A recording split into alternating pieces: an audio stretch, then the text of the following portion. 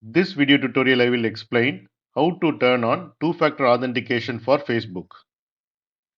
What is two-factor authentication for Facebook? Two-factor authentication adds extra security to your Facebook account. Even if someone knows your password, they cannot log in without a special code sent to your phone or generated by Authenticator app.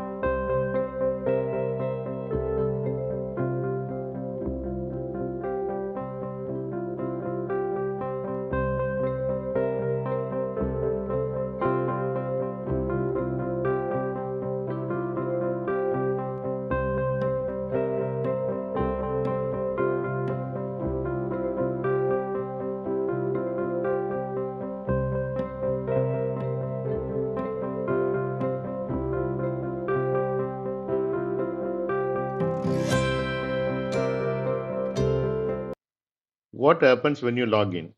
First, enter your email or phone number and password. Then enter the code sent to your phone or shown in your Authenticator app. Why you have to use two-factor authentication on Facebook?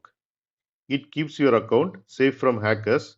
It protects your photos, messages, and personal information. It only takes few minutes to set up, but it gives strong protection.